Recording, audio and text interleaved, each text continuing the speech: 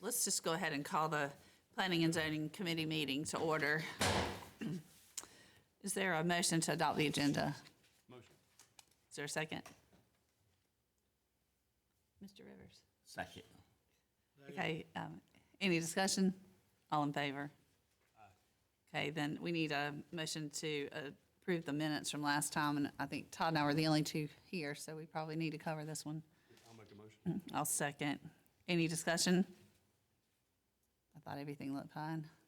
All in favor? Aye.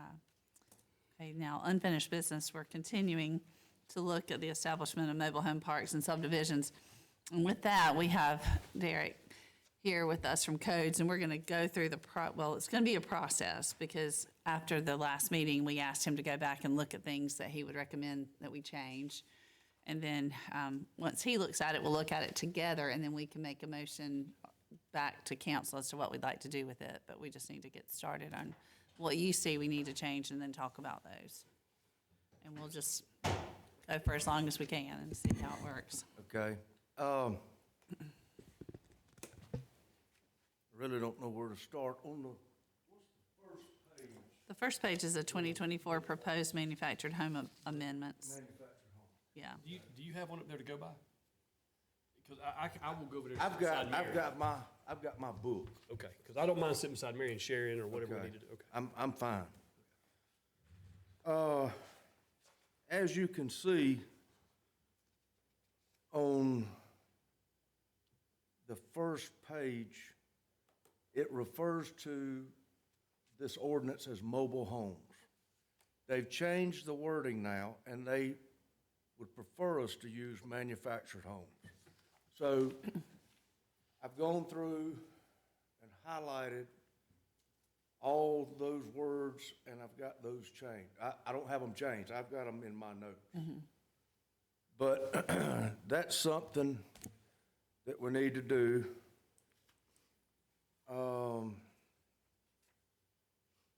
And then, if you'll go to the mobile home ordinance, under section 154.04-J-2, that will be the review fee for mobile home parks. Currently, it's $25. I want to raise that to $500. And what does the review fee entail? What What that entails is I have to meet with the owner. They have to get a plat, show me what they want done, where their septic's gonna be, the layout of the water. It's a plan review and it's a process. You Okay. have to go to the site to do? Yes. Yes. So it takes up a lot of time. And it's same as with the subdivision. But now these are, just like I say, proposed amendments. And this is just stuff that I pulled out after working with it so much. Section 154.07-A-1.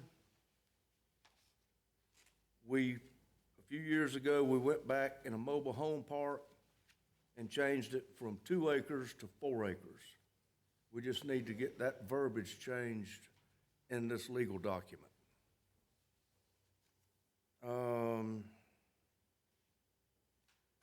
Okay, 154.C-1, there's verbiage in there that says that the county will maintain the roads in a mobile home park. It's my understanding that we want to get out of the road business.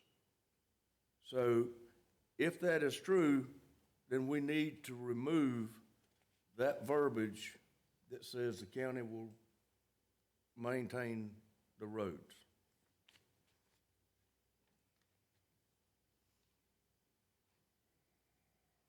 All right,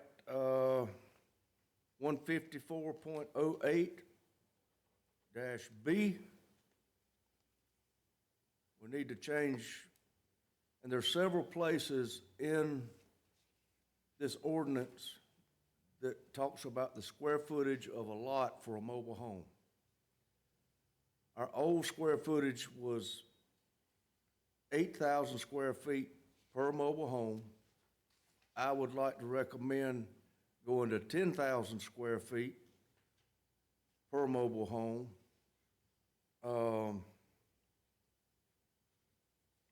Because you can't put but 4 mobile homes on a lot now, so that's just under a quarter of an acre, or just over a quarter of an acre.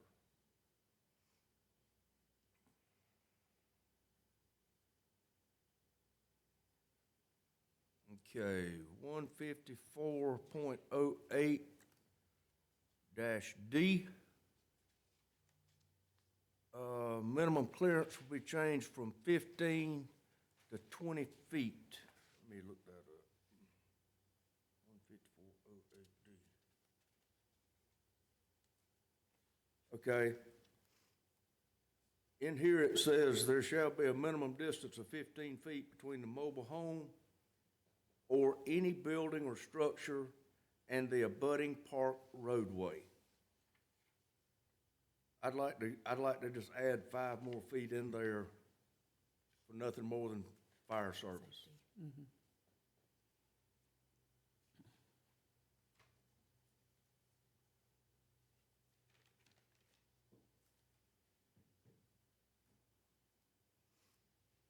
(154.08-G). Currently, you can have an accessory structure, which is like a little storage building. You can have it as close as 5 feet to the mobile home. I'd like to spread that to 10 feet. Well, now, how is that different than the 08D? The other one you just talking about manufactured homes or mobile homes, the difference in them, when now you talk about an additional structure. Well, and the verbiage is an accessory structure. On this other, they're talking about any building, whether it's a maintenance building, laundromat, an office. But here, when they're talking about an accessory structure, they're just talking about a little storage building. For And- that particular home. And, That's ma'am? a defined term. Accessory structure is a defined term within the Yeah. ordinance, or within the code. Does that answer your question? Okay. 154.8.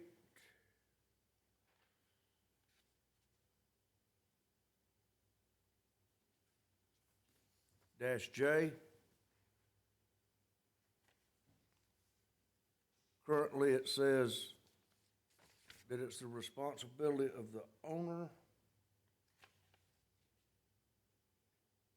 being the owner of the park.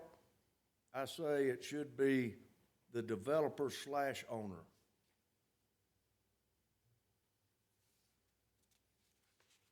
And that is to install and maintain, what's the rest of that road? That would be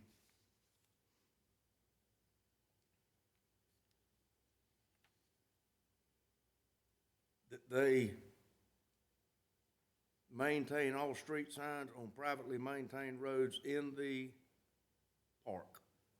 So that's for installation and maintenance of street, signs. Yeah. Okay. And then the next,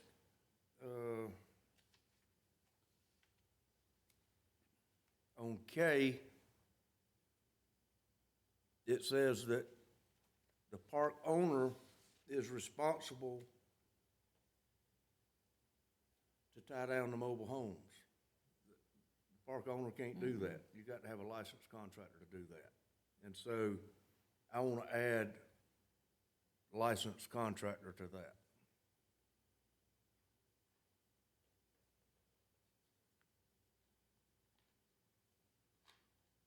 And the next one, 154.08L. currently, we have in mobile home parks, you can bring in a mobile home that is 20 years old or newer. I was talking to somebody the other day, and they said that they'd like to see in mobile home parks, it be all new mobile homes. That's why I added that. I think that,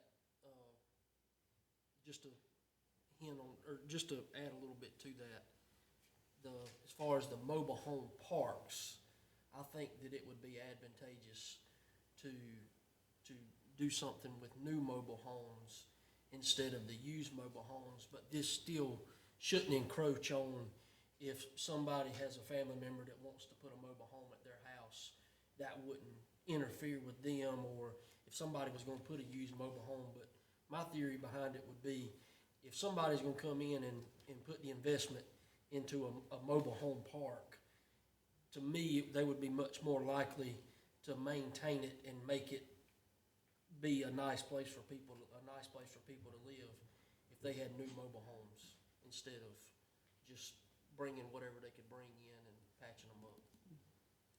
So right now, if you own a mobile home park, would you be required, so the next mobile homes that you bring in would need to be new, is what you're saying? Or those, yes, I would, now, this is gonna probably go back to Heath, but I would say if it's already an existing mobile home park, that they would be exempt from this.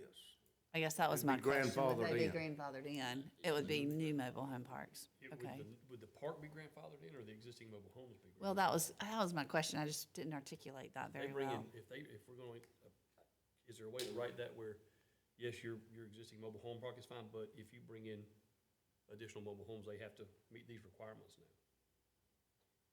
I would say that's a good point, because if not, it would make, grandfathered mobile home parks be worth an A lot of absorbent money. amount of money Yes, if you could, if you were allowed to do that. So I almost would think that you would be much better off if you say, any additional, mobile homes that you bring in or replace, that they have to meet the current. Any change of ownership, it ought to go back to the new agreement or the new ordinance. This may be diving too deep into that, and I just happened to have one of these conversations yesterday with a guy that does a lot of rental property. And I'm just throwing this out there because I'm curious as to what your thoughts are on this. He said he's bought mobile homes, but he never buys a brand new one. He buys that one that's a year old because it looks brand new and he doesn't take the depreciation hit on the front end. Is that something that would be worth putting verbiage in there to let that qualify? I mean, as new, I mean, I don't know, does that make sense, or are we starting to split hairs there? yeah, I don't know, I was thinking that too, if it could be within a certain, no more than 5 years old, but I don't know if that just makes it more complicated to keep up with, I don't know. The level of how much touch you have to put on it, right? So- And we've got to look at how are we gonna police it? Right, I mean, you're having to lay eyes on everyone inside and out at that point. Yeah. where new is new, New is new, yeah. new is new. We got a bunch of mobile home parks around here. Yeah, I just worry that, and maybe I haven't thought about this enough, but I just worry that if you don't make the mobile home park owners put in new ones, then the ones that aren't new, it's just not gonna be, good living for those folks. It's just they can bring in whatever, and, well, it can't be older than 20 years old, but I know we have that, but still. As far as the policing the side of it, when somebody comes to move a mobile home and get a permit to move a mobile home, that's when you could, have the conversation and know what's coming in and is it being put into a mobile home park or not. Am I right or wrong? Partially right. Okay? Because they don't always come to get a moving permit before they move it. I agree. I think we've got a clause in there that says they can get one up to 15 days later. Maybe that needs to be a bullet point. And then again, you got some don't get it. Well, I'm sure you're gonna always have some that'll fall through the cracks and not be, nothing is perfect, but, I think if we took it into consideration and tried to put something in place, I think the whole idea of this conversation is to try to provide a way that there could be a nice place to have, there's places for mobile home parks for people to live, and I think, we're just trying to come up with some basic standards, And I do want everybody to understand, that's why we're having this meeting, is so we can talk about it and we can have a round table and say, hey, this is what we want to do, or no, we don't want to do that, or, because I was given this task to try to pull out of everybody's brain what you're expecting, and that's kind of been tough. So, that's why we're here today. So I welcome any advice or comments. All right. I do think we need to be mindful that there are always going to be some people that can't afford to live in new mobile homes. I mean, and I know that's a very difficult thing, because you're trying to upgrade and so people have a nice place to live. But unfortunately, we have people in society that some of them just can't afford. They can't. I mean, and I forget his name. Somebody said one time that they might not can afford anything but a teepee. And, I mean, that's true. Yeah, I'm concerned about that too, although as much as I would want all of them to have to be new that are brought in, I worry about what that will do to the rent. I mean, what's that gonna look like to that renter then? I had a guy tell me yesterday that his rent just has increased 40% in the last year and a half in the mobile home. And it's not a new mobile home. He pays $650 and it's going up again, and I think it's a one like 70s or 80s. So it's, I just don't know what this will do to folks who are renting mobile homes who can only, I just want us to really think through all this. But I And- want it to be nice. I don't want, And used mobile homes have gone up because there's a big demand for them. I think what you're seeing is a shift in the market, and supply and demand is driving that. it is. I think that's the biggest thing that we're seeing there. Like I say, I would never agree that, all new mobile homes had to be, or all mobile homes coming into the county had to be new or anything like that.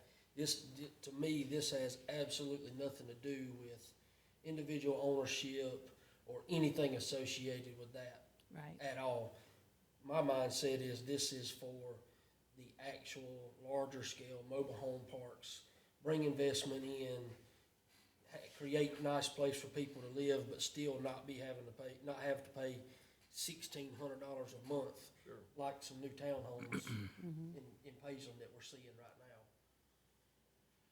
Well, as we're discussing this, that's a good point. We're looking at it on a larger scale, right? Something that's got four. Right, four yeah, what we're talking about right now is mobile home parks only. We're not talking about individual ownership, not talking about just one mobile home or two mobile homes. You're basically dealing with a developer. Right. One person here. So that doesn't change, I don't think, the individual that wants to buy a lot and put a less than 20-year-old manufactured home on it to No, rent. not at all. Right. So we're still, there's still a market that's staying relevant, I guess, for that. But are there developers that would start a mobile home park with all new mobile homes? Probably not. They're popping up. Oh, they are? Okay. They're popping up everywhere. and see if you tighten Good up. to know, because I really didn't know that. If we redo the subdivision, that's what we was looking at. If you go in that route with not looking at the mobile homes, it's gonna push everybody in that direction. Yeah. That's why it needs to be done at the same time. Yeah, so Okay. basically, just think about it from this perspective as an investor, with your cost per square foot on new construction now, Yeah. for individual units, you know, you would be looking at, $120,000 a door versus a new mobile home, if you could get in it for $50,000 to $55,000 a door.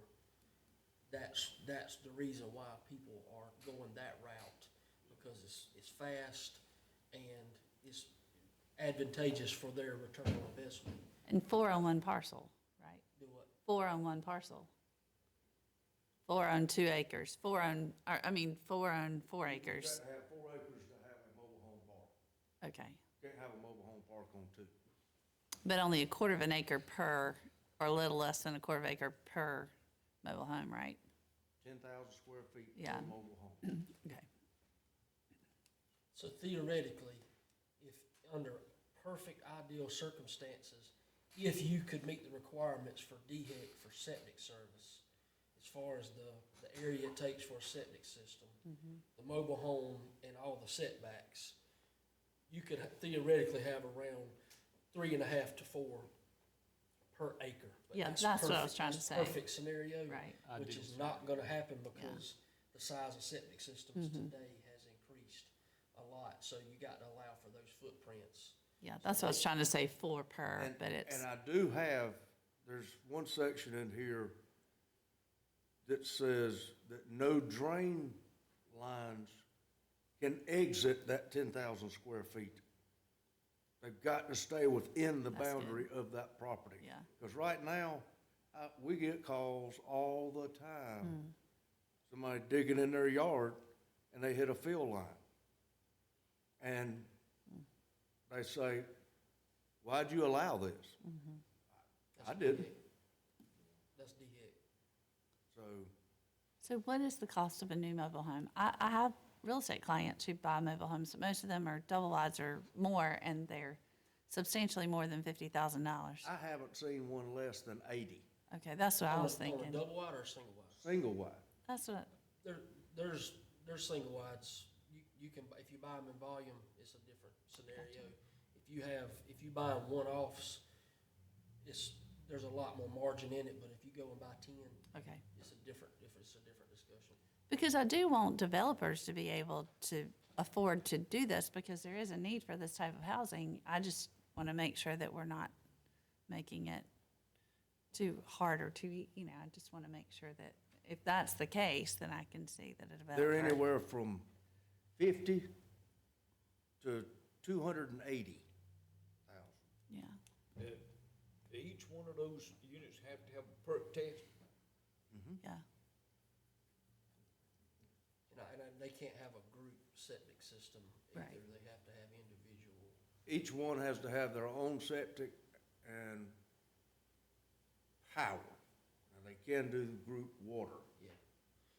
which I don't advise. And taking this to another step, me and Derek talked about this. In thinking about all this,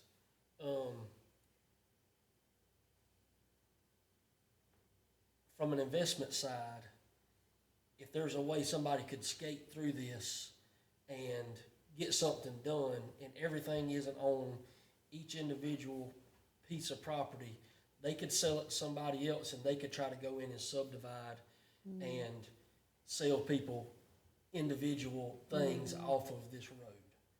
So that's one thing we got to keep in our mind. And so like I told Derek, we got to consider the right of way of the road.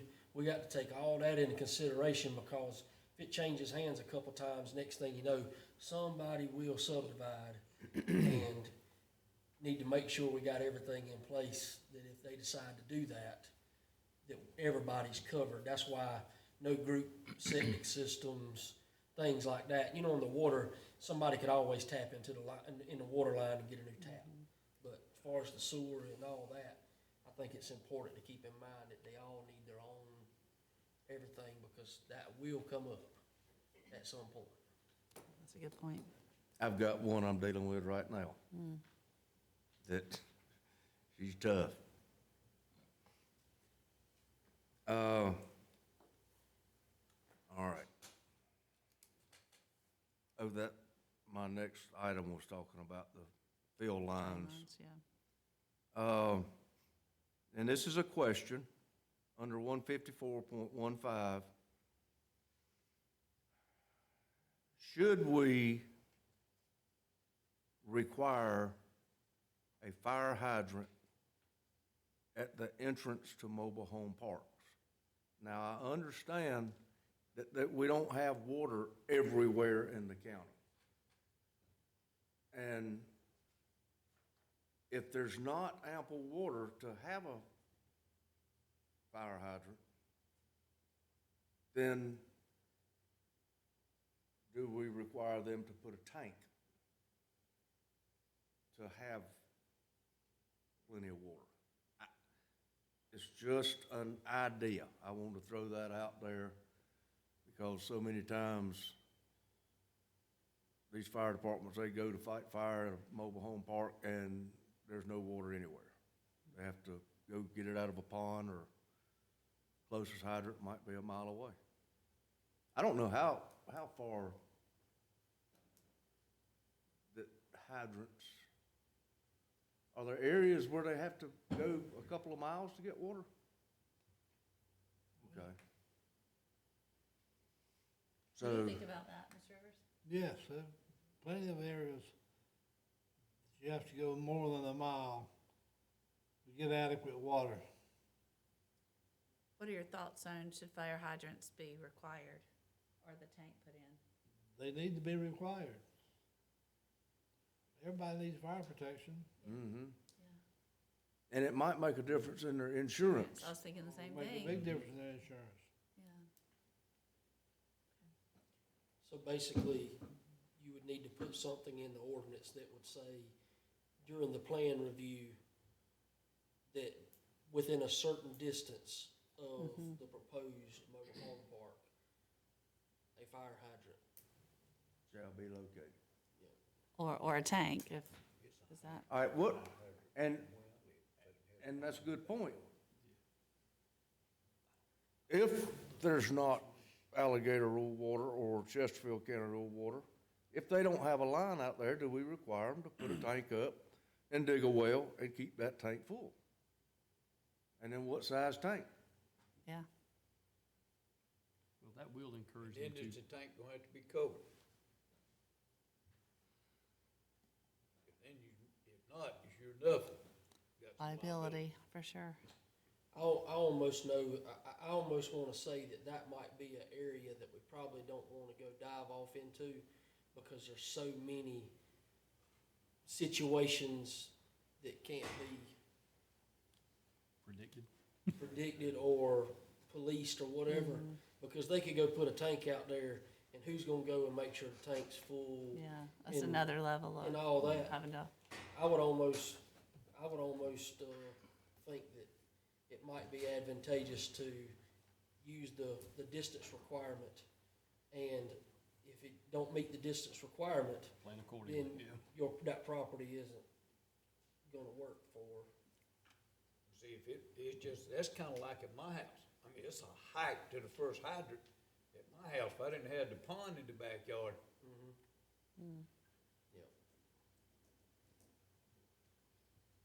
or just make the requirements, if you're going to allow them to do the tank, such that there's really, other than this initial inspection, not a lot required to police it, because it is such that it's gotta be set up in a certain way. Now, I don't know how to dive down into those requirements, that's not my expertise, but there's, I'm sure, a way to do that.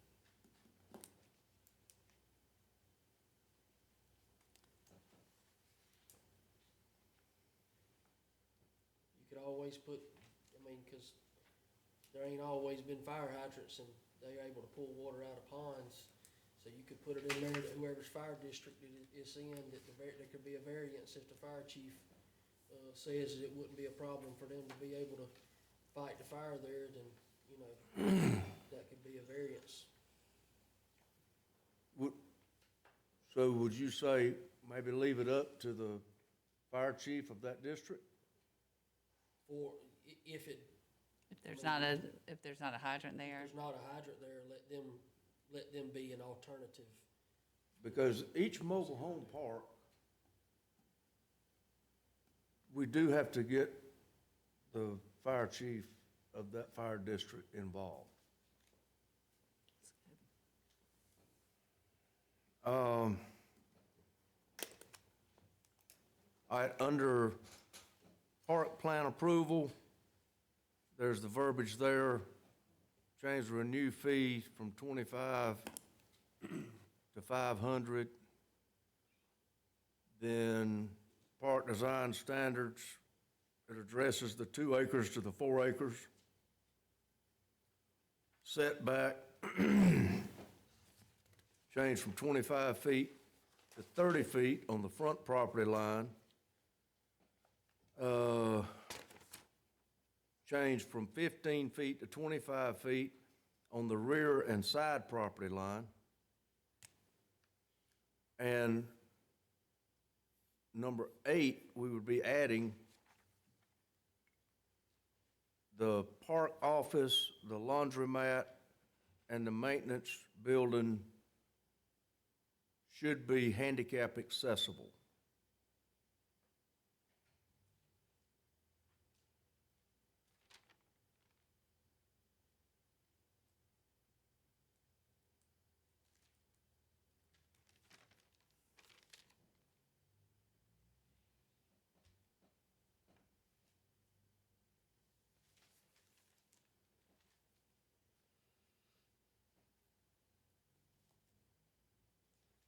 I got too many notes.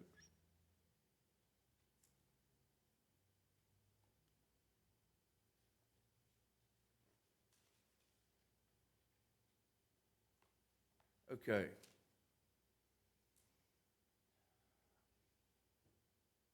Under roadways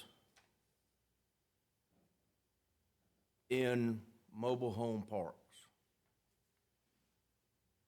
And this would go for mobile home parks and subdivisions. But changing the turning radius in a cul-de-sac from 40 feet to 100 feet. If I'm not mistaken,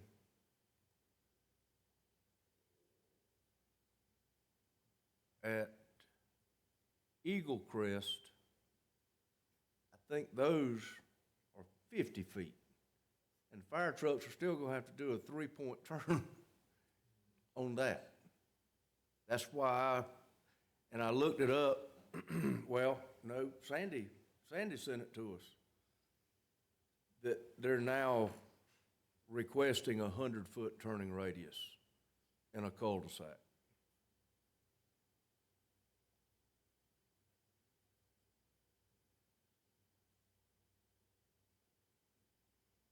Mobile home lot regulations changed from 8,000 to 10,000 square feet. Let's see here.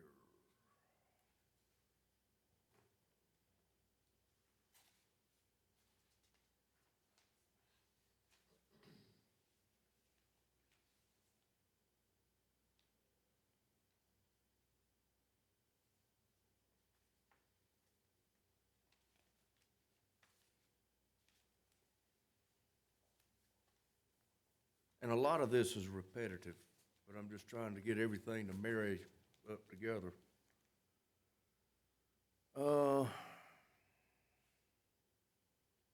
And we've talked about changing on number 5, change the distance from 15 to 20. Number 10, in a mobile home park, change the underpinning and skirting to masonry or brick underpinning. Now, does that require, excuse my ignorance, but if you have the masonry or brick underpinning, is it mobile any longer? Can it still be mobile? No, If that's it- why, that's why it's manufactured. Oh, that's right, it's okay, but, so are these detitled homes? Not necessarily. But It's a whole different process. so whenever you set up a mobile home, Right, they take the axles off. right, like So- the tongue and the axles. They take the tongue and the axles Uh-huh, off. right, But at any time, if the mobile home needed to be moved, oh, you can put them back on, they can put the tongue and the axles back on Okay. and remove the underpinning, the foundation, okay, and do I it that gotcha. way. And see, It's really a facade foundation, it's not a Okay. load-bearing foundation. okay. exactly, there's That nothing- helps. Nothing Okay. structural at all. Okay, On because, the- I mean, they're gonna be over 20 years, anyway, I just wanted to make sure that that didn't, And that's not something that would carry over into individual Right. ownership either. This is Right. strictly new mobile home parks. But now, individuals still have to have hurricane tie downs and still have to be underpinned, though, correct? Right. But they can underpin it with plywood, plastic, whatever. yeah. Yeah, it doesn't change individuals, we're just talking about the parks, yeah. Okay, good.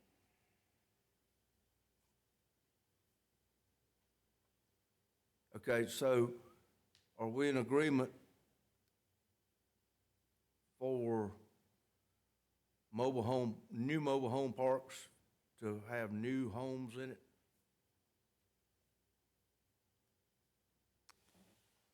I am. I mean, based on our discussion today, I haven't really thought about it much before today, but it makes sense.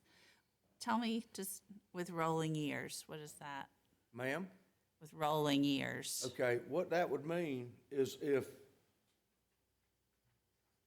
this year, 2024, somebody sets up a new mobile home park,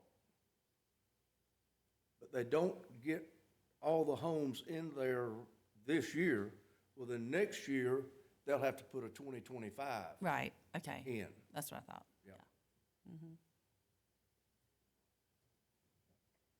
I think new is new. I mean, I think that's the way to do it. Yeah, not pre-owned. Right. I guess that's what I was trying to say earlier, but if you start your mobile home park this year and it's 2024, then you can't continue just to put 2024. I was thinking that earlier, that we would want it rolling because Right. it's gonna age, yeah. Maybe he could get, Well, what if get the it's a verbiage. scenario where- where they do what you were talking about earlier, they go in and buy 10 or 15 of them at one time. They do this in August. By the end of December, they've gotten 6 of them in and up and running, and they've still purchased these other 6, and it's next August before they get those in, and they're a year old now. I think that verbiage, not pre-owned. Pre-owned. Or something like that. Because I may buy 24 and 25, right? I mean, I bought a car last year for my wife that was a year old, but it was new, right? So- Well, and you might find a surplus, deal on new last year models that you could do. So I think putting a distinction of year to year might be a little bit excessive.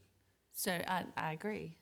So new is new, or not Right. not, you know. You could Yeah, I be sitting like on the the lot for not 2 years. pre-owned. I think that's. I do too. Okay. Thanks for coming.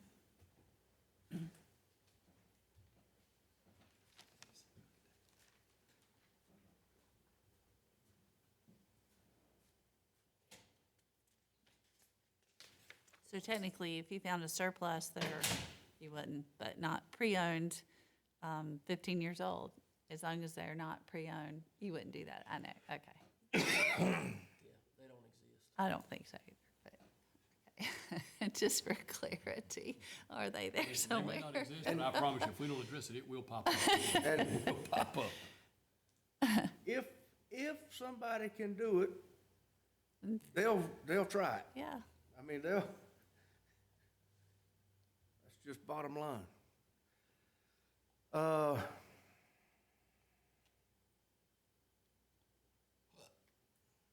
Okay. Under penalties, currently, if somebody does not abide by the regulations of this ordinance, currently, we write them a ticket for $100. I would like to see, I don't know that we can, Heath, but I'd like to see that raised to $500, so we make it sting. Yeah, I mean, you know, what you can always do, and we've done this before, is just put up to the maximum jurisdiction of the master's court. I mean, that way, as that changes over time, you know, you don't have to go back and change your ordinance every time. That's Okay. Well, I guess my question is this, though. $500 penalty, you know, do you continue writing fines, or is it one fine and you're done? Because, I mean, Every day is a new citation. okay, I want to clarify that, because $500, that's a good business decision. Yeah, really. Yeah. Just do that Save one me how time. much in a Okay. day? Right. Right. And there'll be a lot of people say, okay, Right. write me a ticket. So the wording was, up to the maximum of, what did you say? one more Up to time? the maximum jurisdiction of master's court.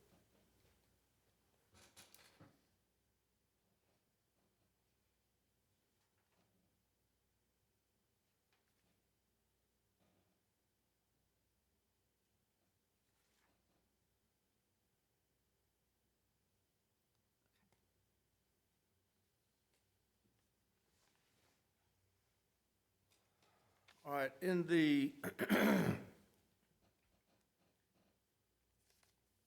zoning ordinance that we changed a couple years ago, the ordinance number is 21-22-12. Number one, section 3, number 1,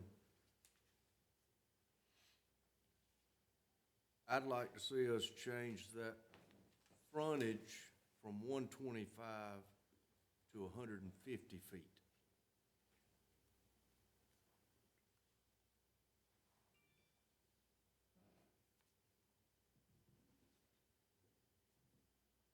Why is that, Derek? 125 feet's not much, and 150 is not much either. 25 I'm doesn't just- seem like that much. I just feel like as time goes along, we need to get more frontage on a road, because moving mobile homes in and out, and ditches, asphalt, and that's my opinion.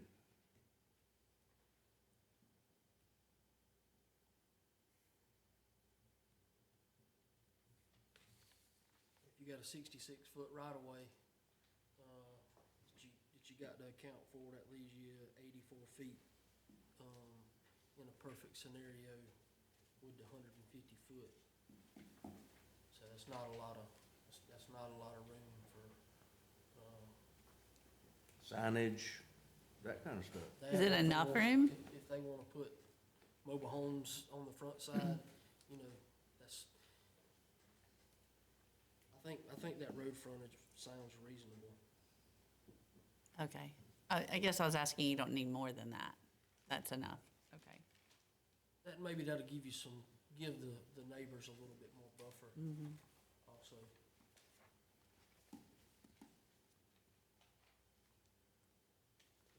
Okay, and that's all I had, wait a minute, roads going in a mobile home park.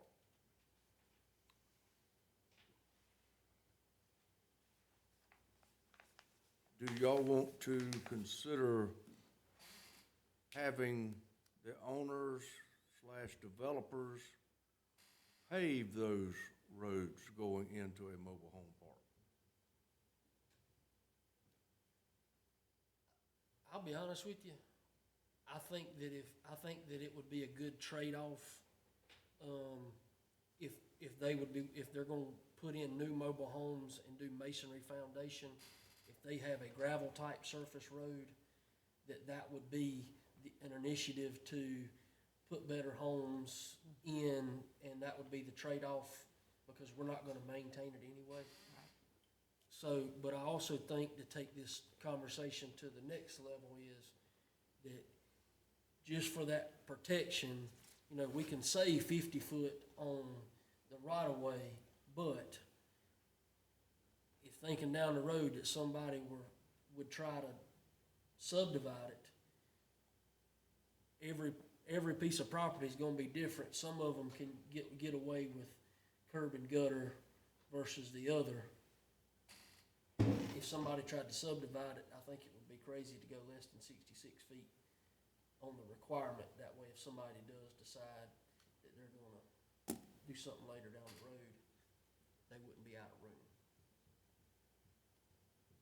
So you're saying 66 foot of like crush and run? Well, they wouldn't have to have Some kind of- 66 foot of crush and run. Usually just it's have to about have 22 feet of. Oh, but road. 66 feet, I got you. 66 feet of Total. space. I see, I That got way, you. because if you have people parking Yeah. and all that, depending on how it's gonna be, they're gonna tighten, that's gonna Yeah. tighten up, and that's gonna float, that's gonna mess with your, ingress and egress for fire trucks or whoever coming in and out. So, I mean, But rather than paving, you're saying requires some material such as a crush and run, or it some not kind of be? stone or something. Yeah. Might not be popular with everybody, but I think it might be a good trade-off that would incentivize people to maintain. And if they got all that investment in new mobile homes and, you know, a nice place, And they're required to maintain that throughout their ownership of the mobile home park, right? Mhm. Or manufactured home park. And another thing, in the mobile home park ordinance, it refers to, you've got to have at least 2 vehicle parking places. What about street parking? Just like the point that Ethan brought up, and I'm gonna use Eagle Crest as a prime example. During construction, if they're working on the houses on the right-hand side of the road and the left-hand side of the road, you've got vans and trucks parked on both sides of the road. There've been times I couldn't get my truck down through there to go to the other side to do that. So I was talking with somebody and he said, well, why don't you just require parking on one side of the road if you're gonna have on-street parking?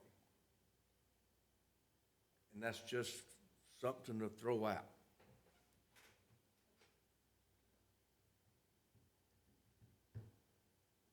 mobile home parks, that's gonna be hard to police or enforce. And I think, to your point, having the 66-foot right-of-way is gonna alleviate some of that problem. More room on both sides. Right. Hopefully that take care of that. All right, that's all I've got for the mobile home parks.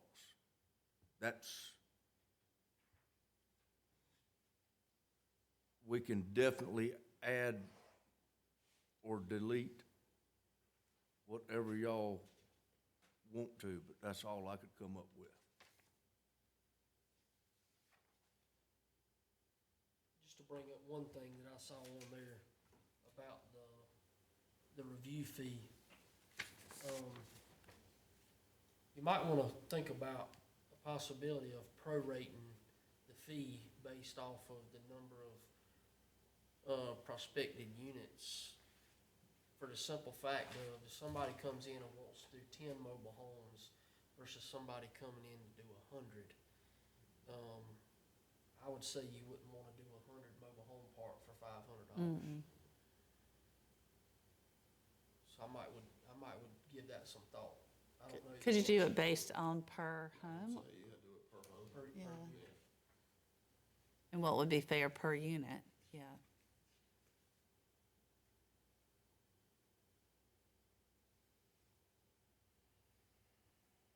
It's just some food for thought.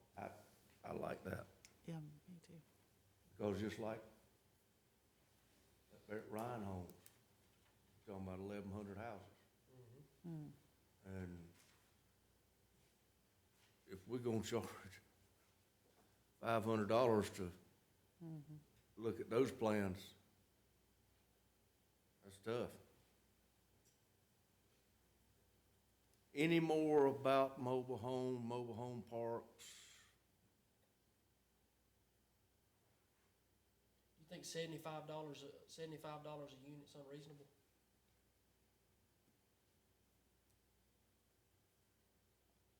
Yep. You think it's too much? So you think it's reasonable? Mm-hmm. I was thinking 100. You think 100 is reasonable? I think that's stretching it, Okay. because And I don't know. I don't know how long it takes to go out and do that. And I want to be fair. I don't want it to be a hardship on anybody, but And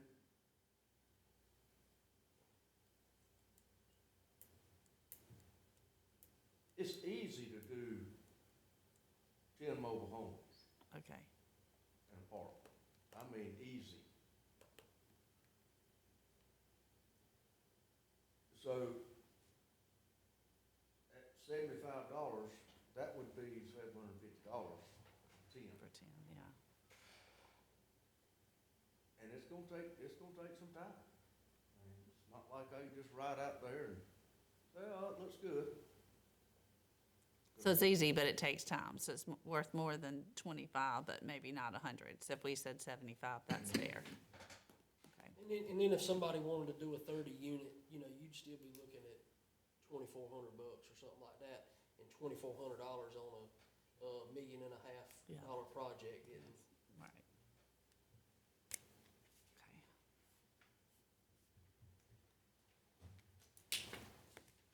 Anything else about mobile homes? And I know this is time consuming, but I think it's so important that we look at it like this. You know, I'd rather take our time and get through it the right way. So I appreciate you going through it.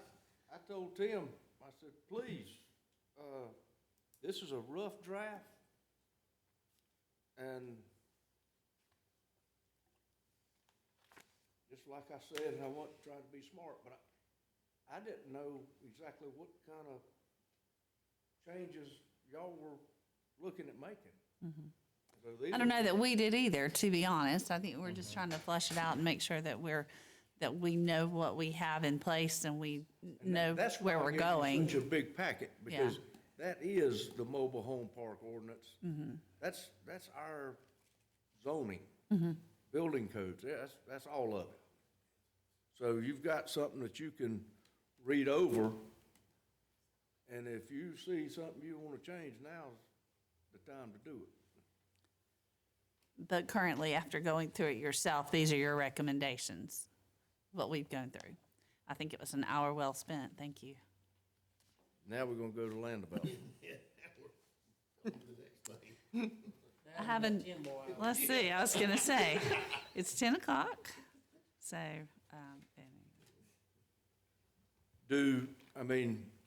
I have a meeting in Florence for PD cog, but I have another hour now. If you guys, do we want to stop and come back? I feel like while we're here, if we can keep going at least a little while, that would be good. Are you okay with that? I'm good with Mr. Rivers, you good with that? You all right with that, to keep going? Yeah. While we're here? Okay. And the land development's not near as in-depth as the mobile home was.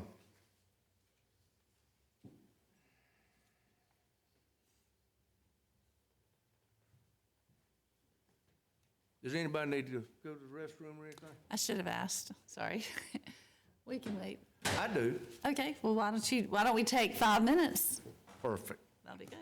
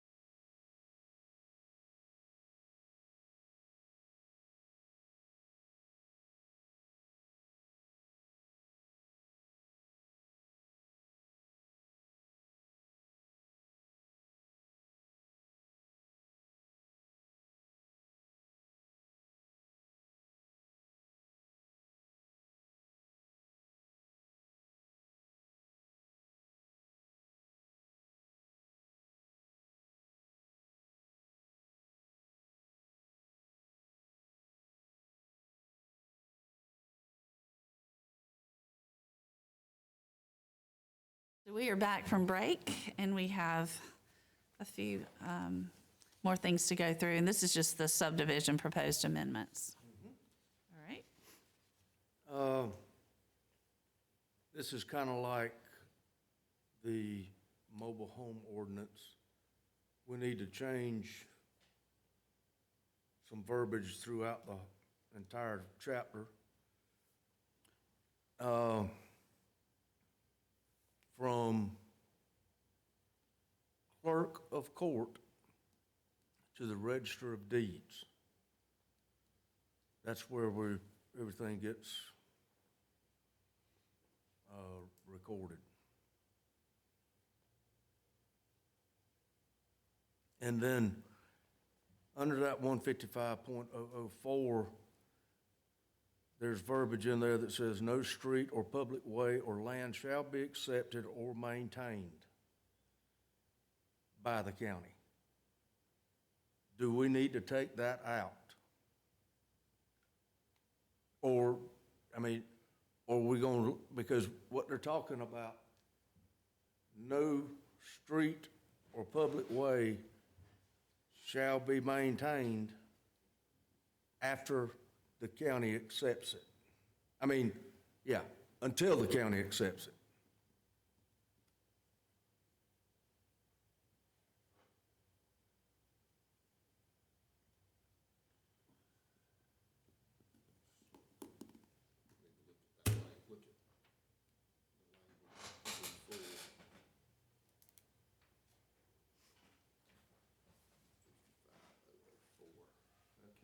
I got it. Yeah.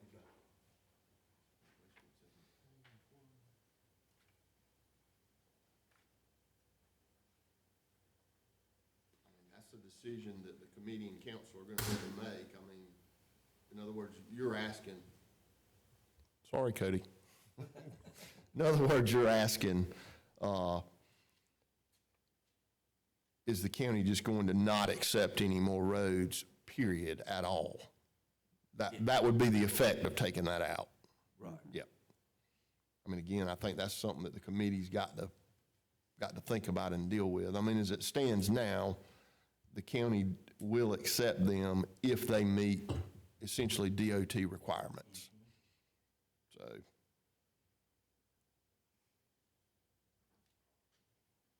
I mean, I don't know that that's a decision. That was kind of the step in the Yeah. Yeah, I direction think it that's put where we us were here. going, right? And I think the answer is no, we won't accept Okay. them, right? I mean, isn't that, that's what we've been talking about, yeah.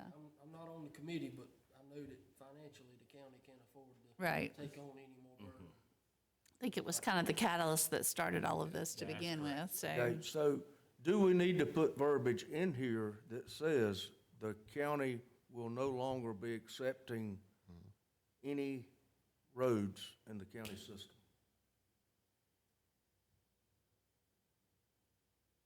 But we also need to still maintain, the standpoint of that they're gonna have to build the roads to Sandy's Right. specs. Yep. That's just to protect the Yeah, community. that's just about a whole discussion in it. Yeah, and I mean, because if you don't, you know, and we've gone through this before, that's what was the, you know, the impetus for this, is what you have happen is a developer will come in, develop a subdivision, build a road, and notwithstanding that the county has this in place, the people that are buying the houses out there don't know that. And so when the road starts deteriorating, they'll be coming to council, we need you to fix our road, we need you to pave our road. So, I mean, that was the whole idea. But I mean, that at least helps if you have the developer on the front end build the road to those standards. So do you put something in place that they have to have a maintenance plan ahead of time? Certainly would be good. We Yep. talked about that a little bit at our last meeting, yeah, to make sure, how are you gonna maintain it in perpetuity? Bonds, HOA. Right, right, whatever. Yep. yep. Right. Those are some of the things that I guess they could, I would think you'd have to kind of put a bond, the developer would have to put a bond in Up it front, first. Yeah. until an HOA got established and a Right. pot of Right. money got established Right. Yeah. to relieve him, you know.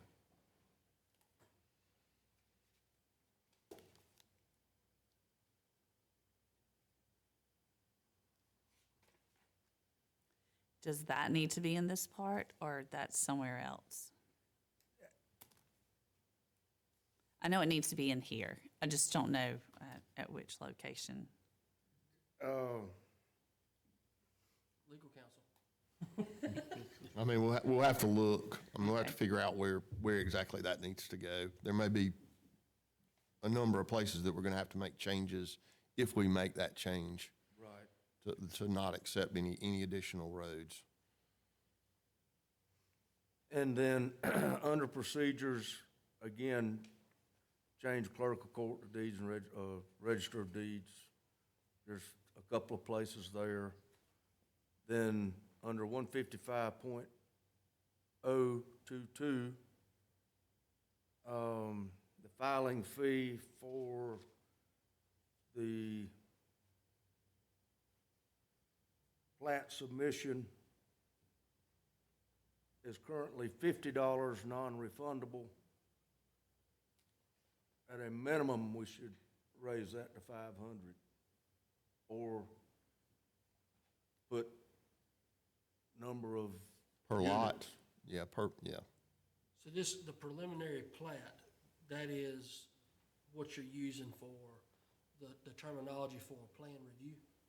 Well, the preliminary plat is I will review it along with our road engineer, and then we will confer back and forth with the owner or developer, and then they'll have to make changes to meet our specifications. So that's the beginning. So the preliminary plat is 50 now, recommended to go to 500, but that's not affiliated with the, plan review. No. The actual plan reviews for the structures, totally different. So do you think $500 on the plat thing, let's just use Laney Farms? It's not enough. But that's why I was, per lot, maybe. I mean, I think you need to try to come up with a proration on that too. I mean,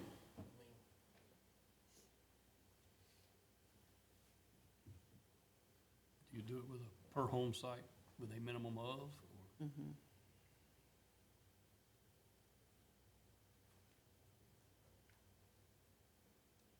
yeah, you wanna, yeah, I like that. Yeah. And have a minimum period. do a $500 minimum and $75 a site after that? Cause the amount of Or time. whichever's more. You're right. $75 per lot with a minimum of $500. Yeah. Or we could do it, we can come up with the wording for that. I mean, just that Laney Farms property, that'd be $82,000, but on 1,100 homes at, Yeah. 300,000, that size of that project is peanuts. Yeah.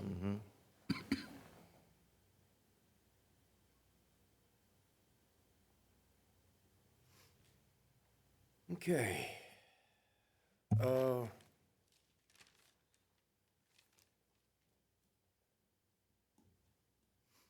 Currently, 155.023 preliminary plat. B, approval of preliminary plat shall be effective for 1 year instead of 3 years. Because currently it's 3 years. Now, I just threw in 1 year because we've got so many, right now, subdivisions that are cut out. that people have not done anything with them, and we're not getting revenue for the lots, but yet they're cut out in our system. So I think that if we change from 3 years to 1 year, either they'll get busy or convert it back to farmland or whatever it was before. So I think, just thinking outside the box on this, I think that there would be so many variables in there with being able to get the ball rolling in stages of construction that 1 year would be an issue. But where do we stand on if that's, and I understand what you're saying, if that's the case, if they're recording the subdivision with the Register of Deeds, right? Then those individual parcels should be being taxed separately already. So if that's the case, then we're actually better off to give them more time anyway. Okay. That means that is, so basically these subdivisions are already being recorded, the surveys done, and they're, according to the GIS, they got their own tax map number and taxes associated with it. Okay, so we'll leave that as is.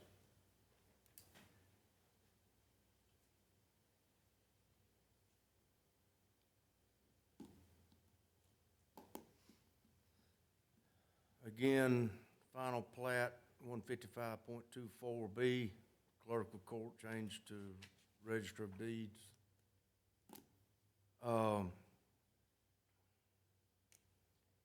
One thing, and I'm not sure this is the time to bring it up, but I'm gonna bring it up. If the county is not going to accept roads, how will we address these particular lots? Because the way it is right now, and I'm gonna use Eagle Crest as an example, because it's fresh. You turn off of Airport onto Crimson Way Drive. Well, we've addressed, or the town has addressed, each one of those houses on Crimson Way Drive.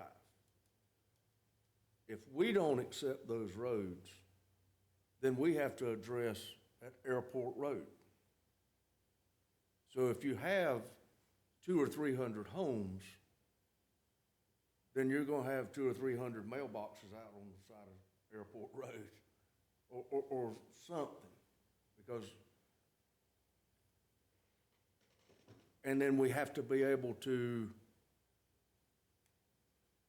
get EMS, fire, police in there to the right address. Am I making sense? As long as we have 66-foot right-of-way on, as a county, we should be able to issue 911 addresses and have ingress and egress, correct? Right. They just wouldn't, the county just wouldn't be accepting the road, the maintenance of the road. Okay, so then the subdivider or developer, they would still work through our office for road names, 911 addresses, and we will have to check with GIS to see if that's possible. Yeah.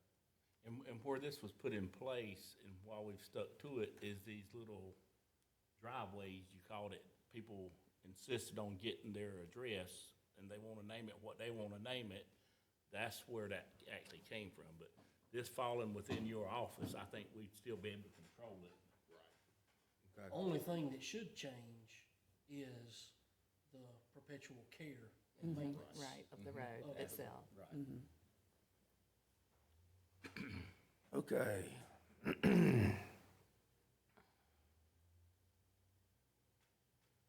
All right, under 155.056, streets, A, I think that we only accept the suffix road and lane. We need that in writing, because it's not spelled out like that right now. Right now,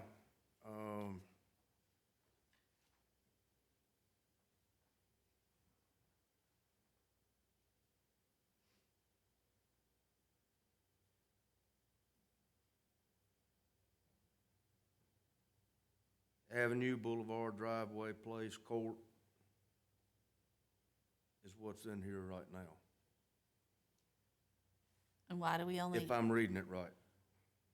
I know years ago, when a lot of the signs were already in place when I came, and the way I tried to do it from then, anything outside of the municipalities, I always tried to stick with lane or road, circle or loop.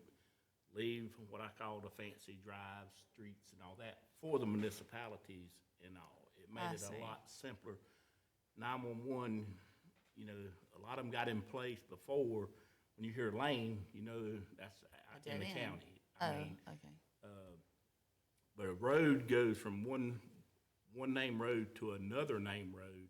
A lane, dead ends. Ends, right. Now, we would need to add a circle or loop that would go from the same name road back to the same name road. That's I had it in my head a simple, and I tried to keep it that simple throughout. But a lot of them got put in place That makes before. sense. Yeah. So what's the difference between circle and loop?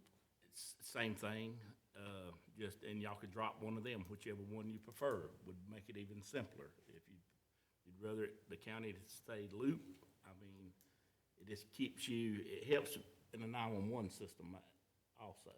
I think we should drop one of those. I could go with that. Y'all pick it, either circle or loop, whatever y'all like the sound of. Well, there are probably more circles in the municipalities. I would So I would agree. say I like- loop. I like loop for the Yeah. counties, for Right. the rural areas. Okay. So road, lane, and loop would be all that would be in our area. Okay. Then under that same section, under G,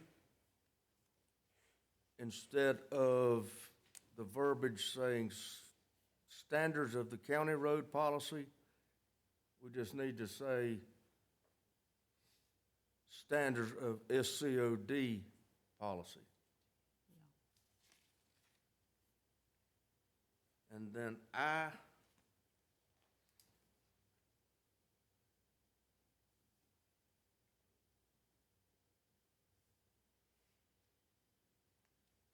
private streets and reserved strips.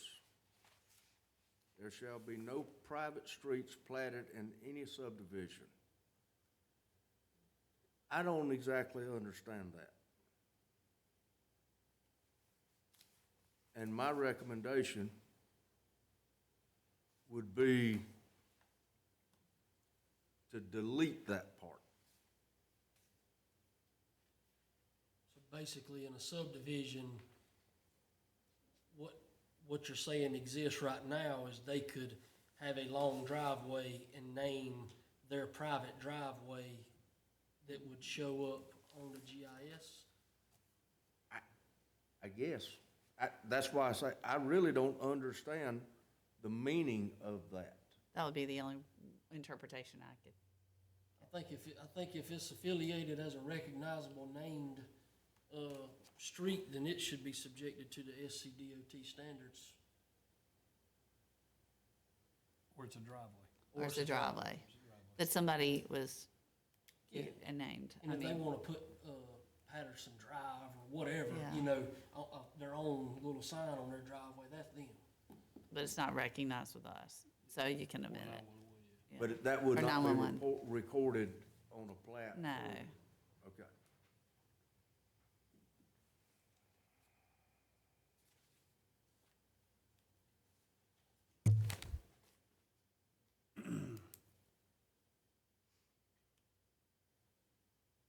Okay, under 155,070, under improvement guarantees.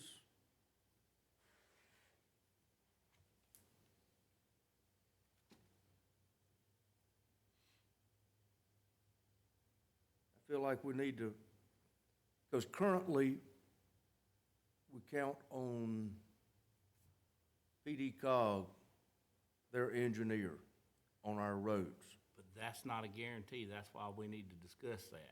I mean, Well, the verbiage I've got is add and the county engineer or third-party contracted with the county. see, actually in our subdivision now, I reckon the public works director is considered the overseer of a new subdivision. We've been fortunate that we've hadn't had many go in the system since this was put in place. And everything I've tried to do is put PD cog in the middle of for engineering services. But you know as well as I do, that's not a guarantee. Right. So we need to somehow require the developer to do an engineering drawing or whatever. And I don't know how, unless I'm sure PD cog would do it as long as they're doing it, I feel Right. certain. But that could go away, and we need a backup plan.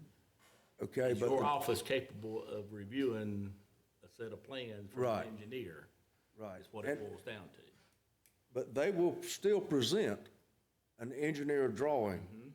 We just have to have somebody, This is our protection. Right. we have to have That's like a independent group that's not Right. working for the developer. Whether it be somebody that we hire or whether it be Does this- contracted out. Does SCDOT, have somebody in-house, They do, but I Yeah, don't know that they would do it for yeah, us. Exactly.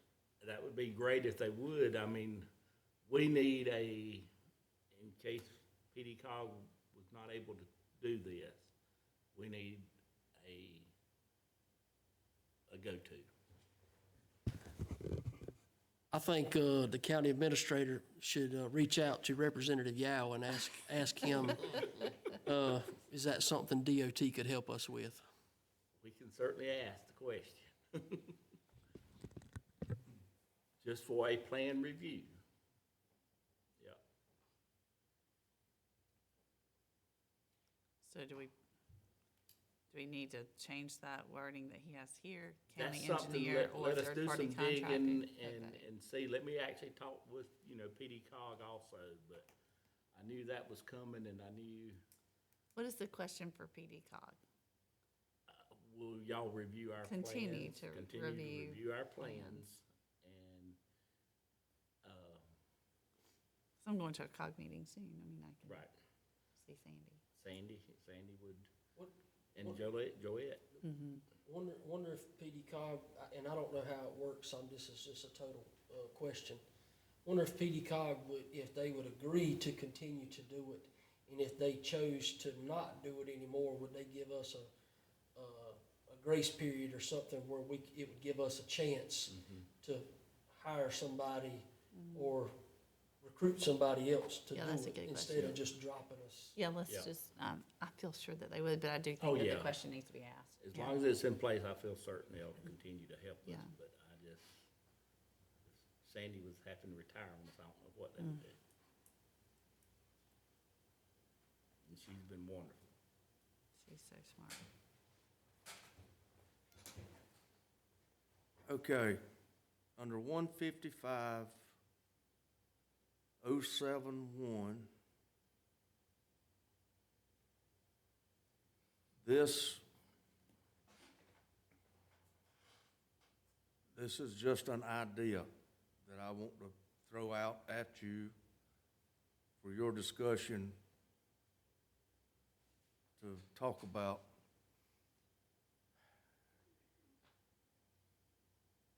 In previous conversations, Tim and I have talked, we really don't want the roads paved in the beginning.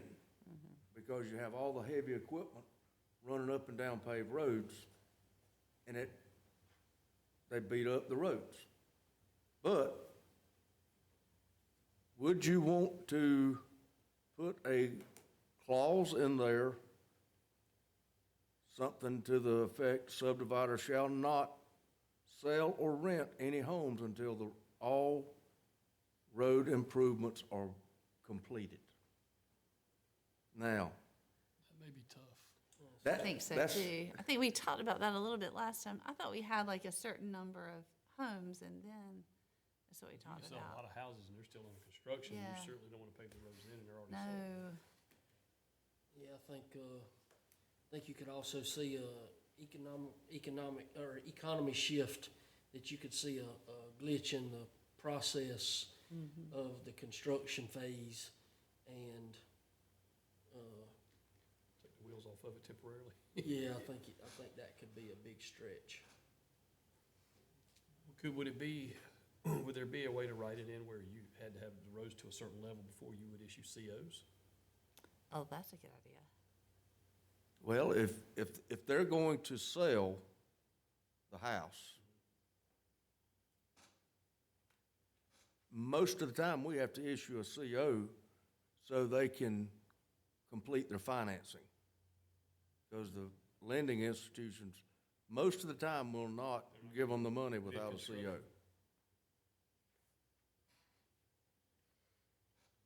And I don't have the perfect answer for this, other than we do have in place that they have to have a bond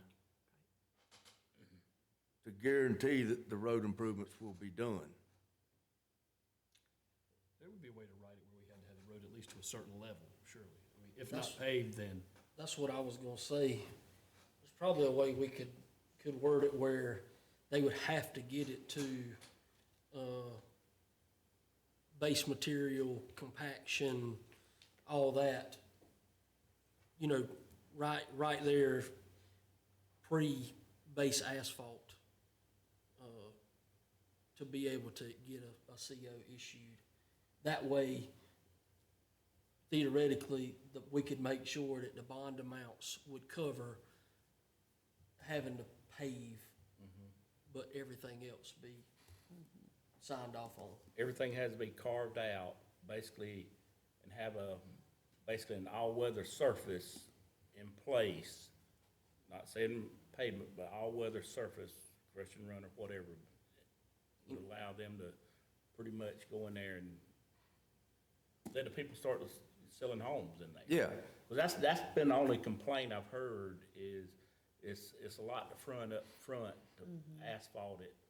On the front side, they need to start selling homes and all, which we wanted it to protect the road also, but I think we could put verbiage Yeah, in there we to. could maybe get with Sandy to get some, And they always start at the road and build in instead of going to the back and building out. Yeah. Yeah. So, it's hard to protect the asphalt. that's right.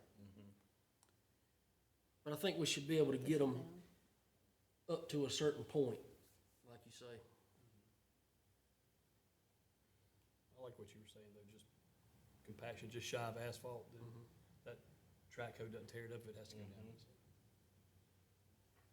Especially if we've already got it in there where there is a bond or whatever in place, that the road will be at this standard by this time. We're just, at that point, you're just trying to protect the new homeowners, really.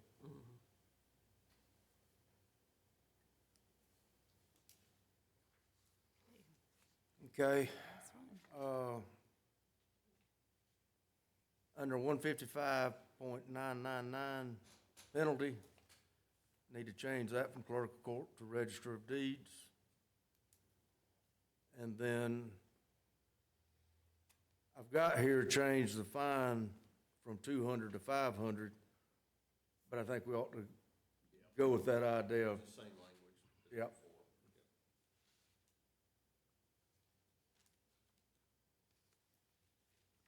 So up to maximum jurisdiction of the magistrate. And then, after I got finished with all this last night, I made a few more notes just to go over. in the zoning, under 156.059, we need to change the verbiage on the minimum lot size for a mobile home park to 10,000 square feet, because it's currently 8,000. What section was that? Again, Derek? 156.059 in the zoning.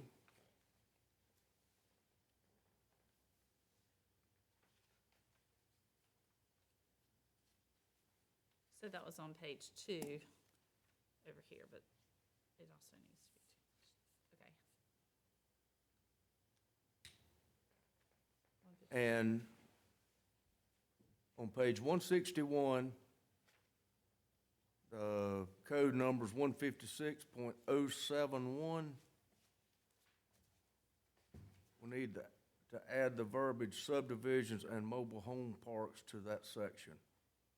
Manufactured home parks. Yeah. Yeah, manufactured. All right, so that, I'm glad that that just came up, because my question is, when we change the verbiage to manufactured homes, is the, legal language for tiny homes considered manufactured homes or not? No, I think we've got a different definition for tiny homes. And a tiny home is 400 square feet or less. All right, so, And it's got a label like an RV label on it. all right, so devil's advocate here. If somebody was gonna weasel their way into, in between manufactured home, mobile home park versus subdivision and do it with tiny homes, is that addressed already or not? Needs to be. I was gonna say, I thought We- we had a tiny homes ordinance that provided that tiny homes have to meet the same requirements as a regular stick-built home. They do, Okay. they do. So, with that being said, if you're gonna do a tiny home development, they would be subject to pavement and everything else. Yeah, yeah, And we have talked about this. yeah, I don't know where it is, but. yeah, that's been It, a while ago, yeah, like 3 or 4 years ago. Yeah, that came up at one of our association meetings, and not really here, but in other places. You know, they've become such a big thing, so we were asking, what do we have in place already? And we said that they had to meet the some same. counties don't allow tiny homes. Well, this may not be, popular, but I'm not opposed to, I don't think there's any difference between a tiny home and a single-wide mobile home. If somebody was putting a park in, if they wanted to put a tiny house park in, you know, I don't really see the difference. But, you know, it goes back to, what standards. And currently what we are doing now, because we had one person that wanted to put a tiny home community in, and the zoning board of appeals voted no to that tiny home development. And then we said at that council meeting that if they were gonna live in it themselves, that's fine. But it would not be for rent. Or they couldn't rent the lots out to pull a tiny home in Right. for temporary use. It would need to be permanent. So, I think, I mean, correct me if I'm wrong, but tiny homes don't have the same standards of, is that right? That they're not, well, there are first some of all- differences. Right, and I don't think that, I think we were talking about taxation with them too. We don't have a way, is that right or not? Maybe I'm wrong on that. No, They would be considered, property, not real property. They would be right, considered, mobile, but they would still be Tax. subject to tax. right. But if we, just like Heath brought up a little while ago, if they're stick-built, or if they bring them in, they got to put them on a permanent foundation. Okay, So it would be real property. when it's attached to that permanent foundation.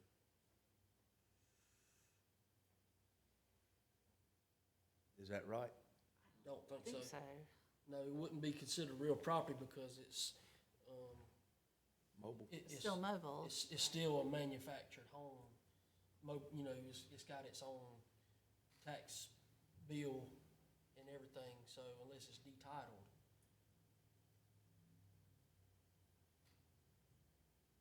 I don't know. So I guess this is my question. So if we allow people to move in, mobile homes to a certain standard, new masonry underpinned, whatever, to meet these requirements, how can we look at somebody and say that they wouldn't be able to do the same thing with tiny homes? Whether it's for rental or not. Right, I think it needs to be, I mean, if that's a loophole there, we need to address that also. Well, that's definitely a loophole. I mean, if they meet the requirements, I can't sit here and tell you that the mobile homes, the integrity of a mobile home is better than some of these tiny homes, because I'm gonna say they're probably not. Or the quality, you know, so, I mean, I think there's a place for it. That's just my opinion. Well, I've been in one, and it was very impressive.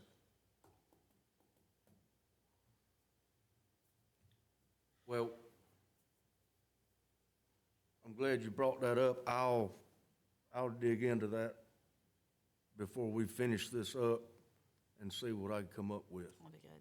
And that may either be, we added into the mobile home, where it's mobile home / tiny home park, or we may have to come up with a separate, because of the differences in the two, a separate tiny home park. Well, and you know, just like Chris Axoy, in Pageland, I mean, we have a manufacturing facility of tiny homes, so it would be pretty tough to say you can make them here, but you can't put them in here. Yep. All right, I got two more things. No, one more thing. On page 171, section 156-085, on the solar projects, it's not spelled out exactly what kind of buffer zone we need. I would like to just add that has to have a type C buffer zone, which that is a full canopy between residential and the solar farm. And that would be residential, churches, schools, et cetera, What's the setback on a solar farm now? 100 feet.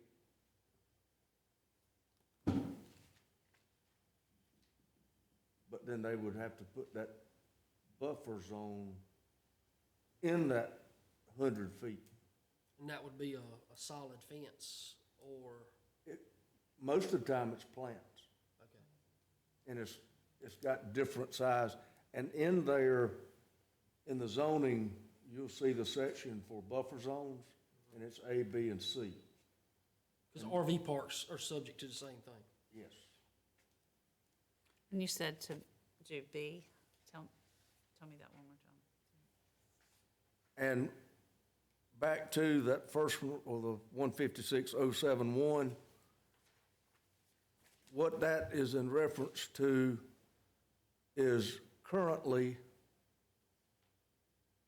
RV parks have to go before the zoning board. Currently, subdivisions and mobile home parks do not have to. So I feel like we need to add that subdivision and mobile home parks needed to go in, so it's an automatic go before the zoning board of appeals.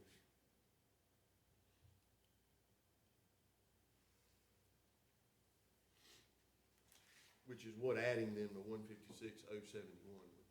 would do. Yes, sir.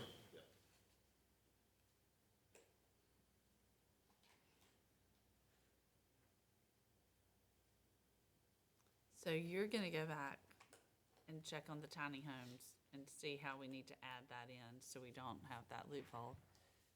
And is there anything else that we need?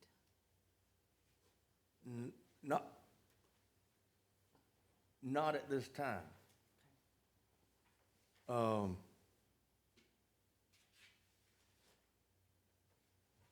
I want to do a little more digging, but I felt like this would give y'all enough to think about.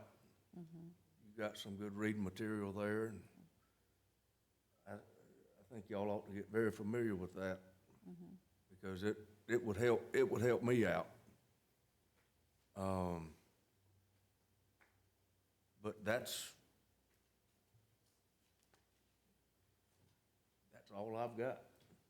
So before we close it, does anybody see, what are the pros and cons? Because I think one of the biggest shifts is gonna be solid surface paving in mobile home parks versus not solid surface. So what is the pros and the cons that anybody can see as far as that goes? I mean, what?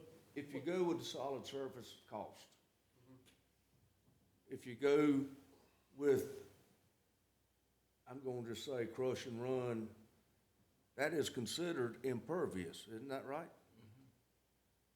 So, cost being the biggest thing. And then, it's been my experience, now Tim's got a lot more experience on roads than I do, but I don't care how much crush and run put down, you got to keep it up. And that's a con, you know, but you still have to keep asphalt up also. Only thing you need to look at, if you allow a mobile home park and it not be paved, and they're gonna be very nice, will they end up in front of y'all asking to go to CTC, or y'all help them getting it paved? Are y'all okay with saying, look, you know, this It's road already will never covered. be paved? No, that's done. That's already been addressed. That's the only thing I can see con-wise, is they coming before y'all, trying to pressure y'all to help them get it paved.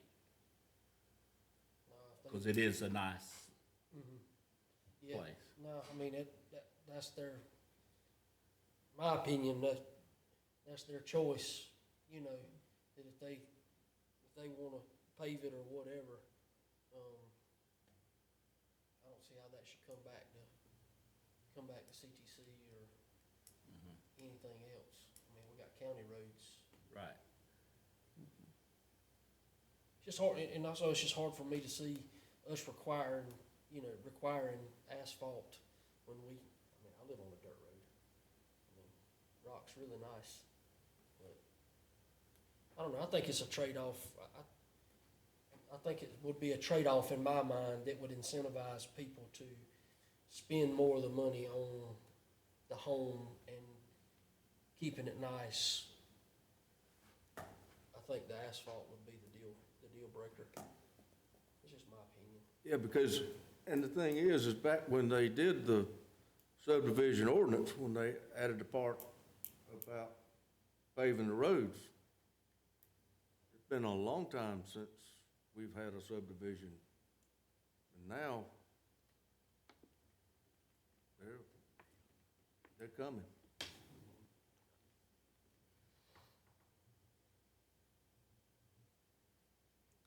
I agree with what you were saying as far as that, keeping it where it's affordable but higher quality, keeping the quality on the housing, not necessarily the roads, as long as we have it written in there where road maintenance should be at a certain level, because everybody's idea of what's acceptable is different, right? Yes. So potholes aren't cool, washboards aren't cool. I mean, whatever, however we're gonna write that up, I mean, that it's open to the discretion of the codes department, for example. If the county starts getting calls, you've gotta do a better, I don't know how we address that. All right, so I guess it's probably a Heath question, but let's say if we do agree to allow crush and run roads on a mobile home park, could we stipulate that if the owner fails to maintain, that the county would have the right to scrape the road for a fee And if they don't bill, pay it? Yes.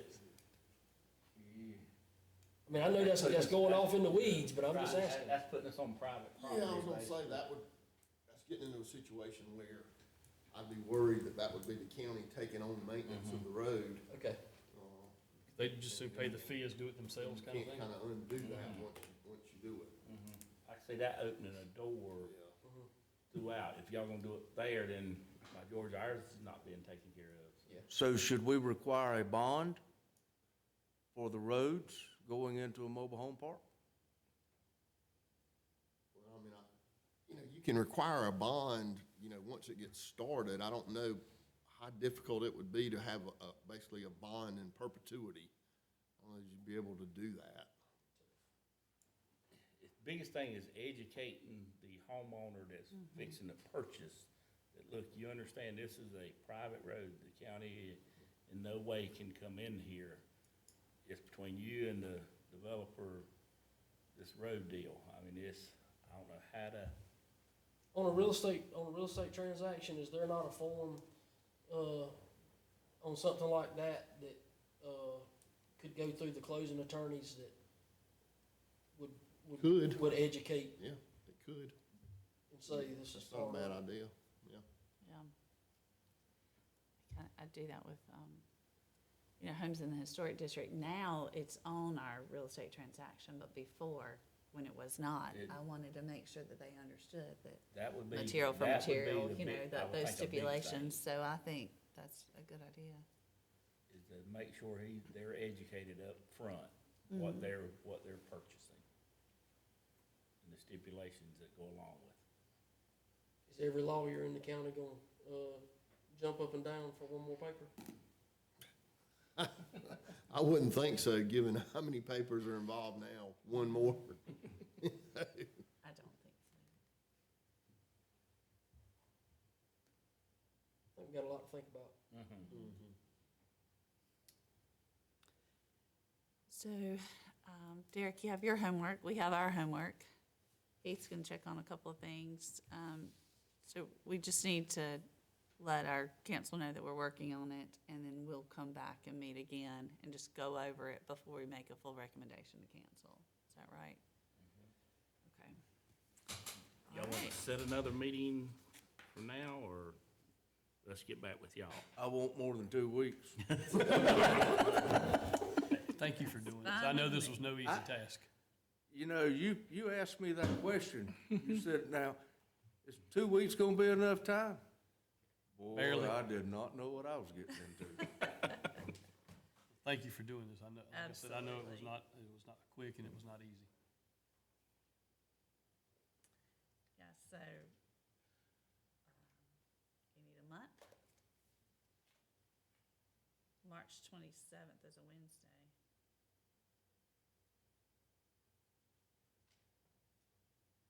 Would a month be enough? So And I'm gonna start today. can we go ahead and say March 27th? I'm Are you good good with with that? 27th. Yes, ma'am. Seems to be.